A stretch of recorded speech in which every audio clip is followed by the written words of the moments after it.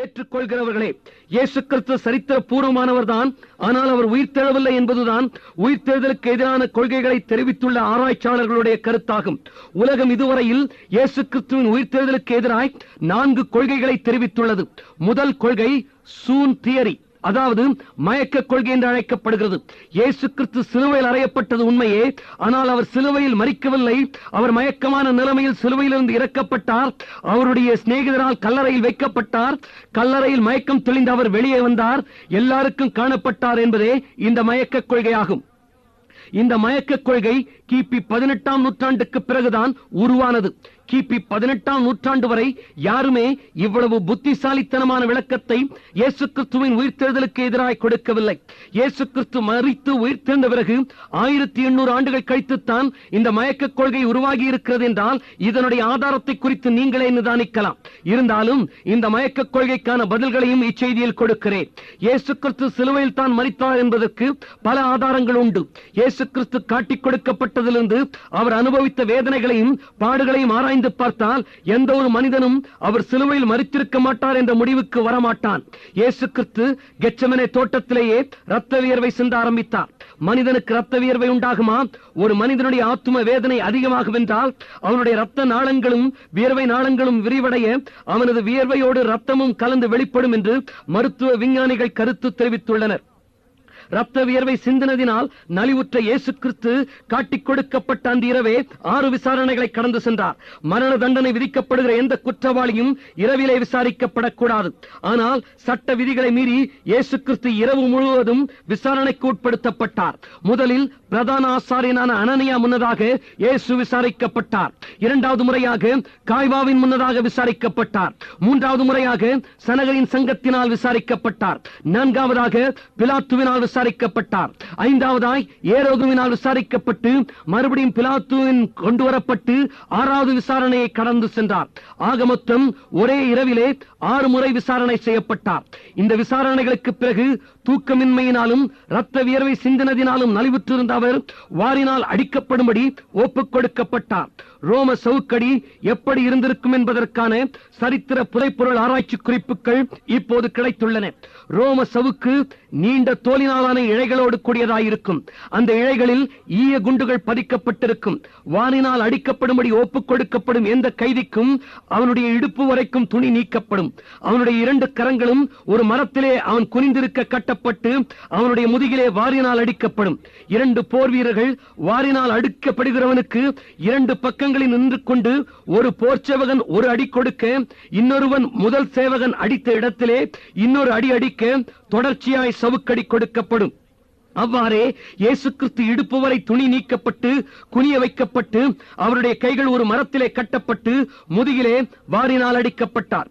ஒவ்வொரு தடவை ரோம சவுக்கு அவருடைய முதுகிலே பதிந்த போதும் சவுக்கின் ஈய குண்டுகளும் கூரிய எலும்புகளும் அவர் தோலை கிழிக்க அவருடைய உடல் உழுத நிலம் போலானது. யூதர்கள் அவர்களுடைய கைதிகளை 40 முறை மாத்திரம் சவுக்கால் அடிப்பர். 40 என்ற எண்ணிக்கையை தவறுதலாக தாண்டிவிடக் கூடாது என்பதற்காய் யூதர்கள் 40க்கு 1 குறைய 39 முறை குற்றவாளிகளை அடிப்பர். ஆனால் இயேசு கிறிஸ்துவோ ரோம போர் வீரர்களின் விபரீத விருப்பத்தின்படி எண்ணிக்கை இல்லாமல் அடிக்கப்பட்டார். ரோம சவுக்கடி கொடுக்கப்படும் போதே அநேக கைதிகள் மரித்து விடுவதுண்டு. சவுக்கடிக்கு பிறகு குற்றுயிரான நிலைமையில் இருந்த இயேசு கிறிஸ்துவின் தலையில் முள்முடி சுட்டப்பட்டது. முள்முடியில் இருந்த முட்கள் அவர் தலையில் இறங்கும்படி கோலினால் அவர் அடிக்கப்பட்டார். தூக்கமின்மையினாலும் இரத்த வியர்வை சிந்தினதாலும் பசியினாலும் ரோம சவுக்கடியினாலும் நலிந்திருந்த இயேசு கிறிஸ்து சிலுவையின் குறுக்கு சட்டத்தை சுமந்தவராய் கொல்கதா எனப்பட்ட இடத்திற்கு கொண்டு செல்லப்பட்டார். இப்படிப்பட்ட சிலுவையின் குறுக்கு சட்டம் 110 பவுண்ட் எடையுள்ளதாக இருந்தது என்று ஆராய்ச்சியாளர்கள் தெரிவிக்கின்றனர். கொல்கதாவிற்கு கொண்டு செல்லப்பட்ட இயேசு நீண்ட ஆணிகளால் சிலுவையில் அறையப்பட்டார். சிலுவையில் அறையப்படும் போது உள்ளங்கைகளில் ஆணிகள் அடிக்கப்படுவதில்லை. உள்ளங்கைகளில் ஆணிகள் அடிக்கப்பட்டு ஒருவன் சிலுவையில் தொங்கப்படுவான் என்றால் கை கிழிந்துவிடும். எருசலேமிலே கண்டுபிடிக்கப்பட்ட யோகன்னானின் எலும்புக்கூடு எப்படி சிலுவையில் ஆணிகள் அடிக்கப்படும் என்பதை தெரிவிக்கிறது. யோகன்னானின் மணிக்கட்டுக்கள் வழியே தான் ஆணிகள் அடிக்கப்பட்டிருந்திருக்கிறது. இயேசு கிறிஸ்துவின் 2 மணிக்கட்டுகளிலும் ஆணி அடிக்கப்பட்டுத்தான் சிலுவையின் குறுக்கு சட்டத்தோடு அவர் பிணைக்கப்பட்டார். பிறகு அவரது 2 கால்களும் மடக்கப்பட்டு சேர்த்து வைக்கப்படுகிறது. 2 குதிகாலின் வழியாகவும் ஆணி தொலைத்து செல்லும்படி அடிக்கப்பட்டு சிலுவையின் நீண்ட சட்டத்திற்கு அவர் பிணைக்கப்பட்டார். இயேசு இவ்வாறு சிலுவையில் அறையப்பட்டிருக்க அச்சிலுவை மரம் கொல்கதாவிலே நடப்பட்டது. சிலுவையில் அறையப்படுகிறவர்கள் எவ்வாறு இறந்து போவார்கள் என்பதையும் மருத்துவர்கள் ஆராய்ச்சி செய்திருக்கிறார்கள். ஆணிகளினால் அடிக்கப்படும் போது ஏற்படுகிற அதிர்ச்சியினால் சிலர் இறந்து போகலாம். இல்லை என்றால் சிலுவையிலே தொங்கும் போது ஏற்படுகிற தாகத்தினாலும் வெயிலின் கொடுமையினாலும் சிலர் இறந்து போவர். சிலுவையிலே தொங்கும் போது சிலர் மிருகங்களினால் பட்சிக்கப்பட்டு இறந்து போவர், அல்லது ஆணிகளின் காயத்திலிருந்து ரத்தம் வீணாவதனால் இறந்து போவர். அப்படி மரிக்காதவர்களை அவர்களுடைய முட்டிகளை உடைத்து போர் வீரர்கள் அவர்களை இறக்கச் செய்வர். கால்களின் மூட்டுகளை உடைப்பது எப்படி ஒருவனுடைய மரணத்தை கொண்டு வரும் என்ற கேள்வி உங்களுக்கு எழலாம். சிலுவையில் அறையப்பட்ட மனிதன் ஒவ்வொரு முறையும் மூச்சு விடுவதற்கு தனது கால்களினால் உந்தி தன்னுடைய சரீரத்தை உயர்த்தித்தான் மூச்சு விடுவான். சிலுவையில் அறையப்பட்டு தொங்கும் போது அப்படித்தான் மூச்சு விட இயலும். கால்களின் மூட்டு உடைக்கப்பட்டால் தான் அவன் தன்னுடைய சரீரத்தை உந்தி உயர்த்த முடியாமல் இறந்து போவான். இவ்வாறு மூட்டுக்களை உடைப்பதை குரூசி பிராக்சர் என்பர். இப்படித்தான் இயேசு கிறிஸ்துவோடு சிலுவையில் அறையப்பட்ட 2 கள்ளர்களும் கொலை செய்யப்பட்டார்கள். ஆனால் இயேசு கிறிஸ்துவனுடைய எலும்புகள் முறிக்கப்படுவதில்லை என்ற வேதத்தின் தீர்க்க தரிசனத்தின்படியே இயேசு கிறிஸ்துவோ அவரது எலும்புகள் முறிக்கப்படும் முன்னேயே மரித்தார். இயேசு கிறிஸ்து மரித்து விட்டாரா என்பதை அறிய ஒரு ரோம போர் சேவகன் ஈட்டியினாலே அவருடைய விலாவிலே குத்தினான். அப்போது ஜலமும் ரத்தமும் புறப்பட்டு வந்தது என்று யோவான் சுவிசேஷகன் தெரிவிக்கிறார். இவ்வாறு ஜலமும் ரத்தமும் புறப்பட்டு வரக்கூடிய மரணத்தை ஆராய்ச்சி செய்த டாக்டர் சாமுவேல் ஹவுட்டன் என்ற டப்ளின் பல்கலைக்கழக மருத்துவ ஆராய்ச்சியாளர் இயேசு கிறிஸ்து இருதயம் வெடித்து இறந்திருக்க வேண்டும் என்று தெரிவிக்கிறார். ஏனென்றால் அப்போது மாத்திரமே ஜலமும் ரத்தமும் புறப்பட்டு வரும் என்று அவர் தெரிவிக்கிறார். உலகத்தின் பாவத்தை சுமப்பதற்காய் வந்த இயேசு கிறிஸ்து ஆத்தும பாரத்தினால் தன்னுடைய இருதயம் வெடித்து இறந்தார். 4 போர் வீரர்கள் இயேசு கிறிஸ்து இறந்து விட்டாரா என்று பரிசோதித்து அவரது சரீரத்தை யோசேப்பினிடம் கொடுத்ததாகவும் இப்பணிக்காய் அனுப்பப்பட்ட 100 அதிபதியின் பெயர் பெட்ரோனியஸ் என்றும் ஒரு சரித்திர குறிப்பு தெரிவிக்கிறது. இயேசு காட்டிக் கொடுக்கப்பட்ட அந்த இரவிலேயே இரத்த வியர்வை சிந்தினார். 6 விசாரணைகளை கடந்து சென்றார். ரோம சவுக்கடியை அனுபவித்தார். முள்முடி சூட்டப்பட்டார். தூக்கமின்றியும் உணவில்லாமலும் நலிவுற்றிருந்த நிலைமையிலே தன் சிலுவையை சுமந்தவராய் கொல்கதாவிற்கு கொண்டு செல்லப்பட்டார். சிலுவையில் அறையப்பட்டார். இவ்வளவிற்கு பிறகும் இயேசு கிறிஸ்து மரிக்காமல் இருந்திருப்பார் என்றால் அது இயேசு கிறிஸ்துவின் உயிர் தேர்தலை விட ஒரு பெரிய அற்புதமாகத்தான் இருந்திருக்க வேண்டும். மயக்க கொள்கையை தெரிவிக்கிறவர்களுடைய கூற்றின்படியே இயேசு கிறிஸ்து சிலுவையில் மயக்கமடைந்திருப்பார் என்றால் யோசேப்பு அவரது சரீரத்துக்கு பூசின ஏறக்குறைய 70 பவுண்ட் எடையுள்ள சுகந்த வர்க்கத்தின் நெடியினாலாவது இயேசு மூர்ச்சை தெளிந்து எழுந்திருந்திருக்க வேண்டும். அப்படியே அவர்களுடைய கூற்றின்படியே இத்தனை காயங்களுடனும் இயேசு மரிக்கவில்லை என்றால் 3 நாள் கல்லறையில் இருந்த போது உணவில்லாமலும் காற்றில்லாமலும் மரித்துத்தான் அவர் போயிருக்க வேண்டும். சிலுவையில் மரிக்காமல் வெறும் மூர்ச்சை மாத்திரம் அடைந்த இயேசு மூர்ச்சை தெளிந்து தன்னுடைய சீஷர்களுக்கு தென்பட்டிருப்பார் என்றால் எப்படி இத்தனை காயங்களுடன் கல்லை புரட்டி தள்ளி கல்லறையை விட்டு வெளியே வந்தார்? கல்லறையை மூடிய கல்லின் எடை சுமார் 2.5 டன் உள்ளதாய் இருந்திருக்க வேண்டும் என்பது ஆராய்ச்சியாளர்களின் கணக்கு. அப்படியே கல்லை புரட்டி அவர் வெளியே வந்திருந்தாலும் எப்படி 7 மைல் தூரம் உள்ள எம்மாவூருக்கு நடந்து சென்றார்? இயேசு கிறிஸ்து உண்மையாகவே சிலுவையில் தான் மரித்தார், மெய்யாகவே அவர் உயிர்த்தெழுந்தார். இந்த சூன் தியரி என்ற மயக்கவாதம் பரீட்சைக்கு நில்லாதது. இந்த மயக்க கொள்கையை உருவாக்கினவர்கள் தான் மயக்கத்தில் இக்கொள்கையை உருவாக்கிவிட்டார்கள்.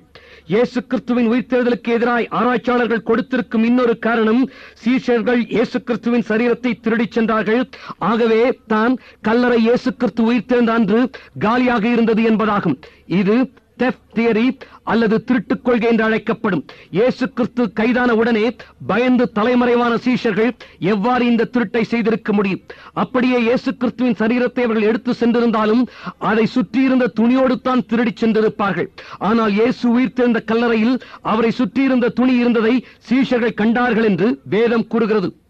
பேதுரும் யோவானும் இயேசு கிறிஸ்து உயிர்த்தெழுந்த அன்று அவருடைய கல்லறைக்கு ஓடி சென்று பார்த்தபோது அவருடைய சீலைகள் கிடைக்கிறதையும் அவருடைய தலையில் சுற்றியிருந்த சீலை மற்ற சீலைகளுடனே வைக்கப்பட்டிராமல் தனியே ஒரு இடத்திலே சுருட்டி வைக்கப்பட்டிருக்கிறதையும் கண்டு இயேசு உயிர்த்தெழுந்தார் என்று நம்பினார்கள் என்று வேதம் உரைக்கிறது. அப்படியே ஒருவேளை இயேசு கிறிஸ்துவின் சரீரம் அவரது சீஷர்களால் திருடப்பட்டிருக்கும் என்றால் இயேசு கிறிஸ்துவின் கல்லறையைத்தான் 16 ரோம போர் வீரர்கள் காவல் காத்துக் கொண்டிருந்தார்களே, அவர்கள் என்ன செய்தார்கள்? உலகத்திலே எந்த குற்றவாளியும் உயிரோடு இருக்கும் போதுதான் காவல் காக்கப்படுவான். மரண தண்டனை விதிக்கப்பட்டு அது நிறைவேற்றப்பட்ட பிறகு எந்த குற்றவாளியின் சரீரமும் காவல் காக்கப்பட்டதாக சரித்திரம் கூறவில்லை. மரணத்திற்கு பிறகும் காவல் காக்கப்பட்ட ஒரே குற்றவாளி உலகில் இயேசு கிறிஸ்து ஒருவரே. இயேசு கிறிஸ்துவின் சரீரத்தை ரோம போர் வீரர்கள் காவல் காத்துக் கொண்டிருக்கும் போது எப்படி சீஷர்கள் இயேசுவின் சரீரத்தை திருடியிருக்க முடியும் என்ற கேள்விக்கு இந்த தெஃப்ட் தியரியை உருவாக்கினவர்கள் ரோம போர் வீரர்கள் தூங்கிக் கொண்டிருந்த போது சீஷர்கள் இயேசுவின் சரீரத்தை திருடிவிட்டதாக சொல்கிறார்கள். ரோம போர் வீரர்கள் தான் தூங்கிக் கொண்டிருந்தார்களே, எப்படி சீஷர்கள் தான் இயேசுவின் சரீரத்தை திருடினார்கள் என்று கூற முடியும்? போர் வீரர்கள் உறங்கிவிட்டிருந்தால் சீஷர்கள் தான் இயேசுவின் சரீரத்தை திருடினார்கள் என்று கூற முடியாது. போர் வீரர்கள் விழித்துக் கொண்டிருந்திருந்தால் சீஷர்கள் சரீரத்தை திருடியிருக்கவும் முடியாது. திருட்டுக் கொள்கை இக்கேள்விகளுக்கு பதிலளிக்க முடியாமல் திருடன் போல் ஓடிவிடுகிறது. இயேசு கிறிஸ்துவின் உயிர்த்தெழுதலுக்கு எதிராய் உலகம் கூறும் இன்னொரு பதில் ஹாலுசினேஷன் தியரி அல்லது பிரம்மை கொள்கை என்பதாகும். சீஷர்கள் பிரம்மையில் இயேசு கிறிஸ்துவை பார்க்க இயேசு உயிர்த்தெழுந்து விட்டார் என்று நம்பிவிட்டார்கள். சீஷர்களும் மற்றவர்களும் பார்த்தது வெறும் பிரம்மையே. இயேசு இறந்தார், ஆனால் அவர் உயிர்த்தெழவில்லை என்பது இக்கொள்கையின் கருத்து. இயேசு கிறிஸ்து உயிர்த்தெழுந்தார் என்று சொன்னால் இதற்கு முன்னால் நாம் பார்த்த மயக்க கொள்கையை உருவாக்கினவர்கள் இயேசு சிலுவையில் மரிக்கவே இல்லை என்கின்றனர். இயேசு சிலுவையில் இறந்தார் என்று நாம் நிரூபித்தால் பிரம்மை கொள்கையை உருவாக்கினவர்கள் அவர் உயிர்த்தெழவில்லை என்கின்றனர். இயேசு உயிர்த்தெழுந்தார் என்றால் அவர் மரிக்கவில்லை என்கின்றனர். இயேசு மரித்தார் என்றால் அவர் உயிர்த்தெழவில்லை என்கின்றனர். இந்த இரண்டு கொள்கைகளும் ஒன்றுக்கொன்று முரணாக இருப்பதே இவைகளில் உண்மை இல்லை என்பதை தெரிவிக்கிறது. அப்படியே இக்கொள்கையை ஏற்றுக்கொண்டாலும் சீஷர்கள் பார்த்தது வெறும் பிரம்மைத்தானா? மனப்பிரமை எனப்படும் ஹாலுசினேஷன் ஒவ்வொரு மனிதனுக்கும் தனிப்பட்டதாகும். ஒவ்வொருவருடைய மனப்பிரமையும் வித்தியாசமாக இருக்கும். ஒருவருடைய மனப்பிரமையும் இன்னொருவருடைய மனப்பிரமையும் ஒன்றுக்கொன்று சம்பந்தம் இல்லாமல் இருக்கும். இயேசு கிறிஸ்து உயிர்த்தெழுந்ததை 500 பேர்களுக்கும் அதிகமானவர்கள் பார்த்தார்கள் என்று வேதம் தெரிவிக்கிறது. அப்படி என்றால் ஒரே விதமான பிரம்மை எப்படி எல்லாருக்கும் ஏற்பட்டது? அடுத்ததாக, ஒருவர் எந்த ஒரு காரியத்தை அதிகமாய் விரும்புகிறார்களோ அதுதான் அவர்களுக்கு பிரம்மையாக தோன்றும். இது மருத்துவ நியதி.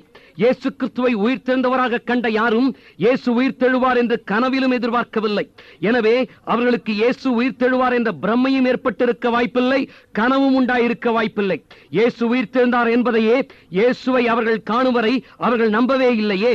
மேலும் ஒருவருக்கு மனப்பிரமை தோன்றுமானால் அது தொடர்ந்து தோன்றிக் கொண்டே இருக்கும்.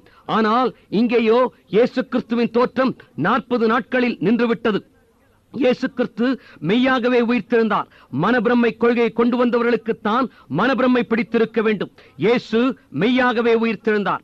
மூன்றாவதாய், இயேசு கிறிஸ்துவின் உயிர்த்தெழுதலுக்கு எதிராய் உலகம் தெரிவித்திருக்கிற இன்னொரு கொள்கை ராங் டூம் தியரி என்பதாகும். அதாவது தவறான கல்லறை கொள்கை என்பதாகும். இக்கொள்கை சீஷர்கள், ஸ்திரீகள் எல்லாருமே தவறான ஒரு கல்லறைக்கு சென்றார்கள். அது காலியாக இருந்தது. அதனால் இயேசு உயிர்த்தெழுந்து விட்டார் என்று கூறிவிட்டார்கள் என்று தெரிவிக்கிறது. யோசேப்பு இயேசுவின் உடலை கல்லறையில் அடக்கம் செய்த போது ஸ்திரீகள் அதை பார்த்தார்கள் என்று லூக்கா சுவிசேஷகன் தெரிவிக்கிறான். அப்படி என்றால் 72 மணி நேரத்திற்குள் ஸ்திரீகள் அதை மறந்திருக்க வாய்ப்பில்லை. அப்படியே சீஷர்களும் ஸ்திரீகளும் தவறான ஒரு கல்லறைக்கு சென்றிருந்தால் யோசேப்பு விடிந்தவுடன் சரியான கல்லறையை அவர்களுக்கு காட்டியிருக்கக்கூடும். இல்லை என்றால் சனகரின் சங்கமாவது இயேசுவின் சரீரத்தை இயேசுவின் கல்லறையிலிருந்து வெளியே கொண்டு வந்து அவர் உயிர்த்தெழவில்லை என்று நிரூபித்திருக்க வேண்டும். இயேசு கிறிஸ்துவின் உயிர்த்தெழுதலை சீஷர்கள் இயேசு உயிர்த்தெழுந்த 50வது நாளிலே இயேசு கிறிஸ்து உயிர்த்தெழுந்த இடத்திற்கு சில கஜ தூரத்தில் நின்று கொண்டு எருசலேமிலே கொட்டி முழக்கின போது இயேசுவின் எதிரிகள் ஒருவரும் அவர் உயிர்த்தெழவில்லை என்று கூறவில்லை. சனகரின் சங்கத்தார் இயேசுவின் சரீரத்தை கொண்டு வந்து இயேசு உயிர்த்தெழவில்லை என்று நிரூபிக்கவும் இல்லை. இயேசுவின் கல்லறை இன்னும் மூடித்தான் இருக்கிறது என்று சொல்லவும் இல்லை. மாறாக சனகரின் சங்கத்தார் சீஷர்களை அழைத்து இயேசுவின் நாமத்தை குறித்து பேசவும் போதிக்கவும் கூடாது என்றுதான் அவர்களுக்கு கட்டளையிட்டார்கள். இது இயேசு கிறிஸ்துவின் எதிரிகளுக்கு கூட இயேசு உயிர்த்தெழுந்தார் என்ற உண்மையை மறுக்க முடியவில்லை என்பதை தெரிவிக்கிறது. இயேசு கிறிஸ்துவின் உயிர்த்தெழுதலை உலகமெங்கும் பல அறிஞர்கள் அது சரித்திர பூர்வமான ஒரு அற்புதம் என்றே ஏற்றுக்கொண்டிருக்கின்றனர். Colombia university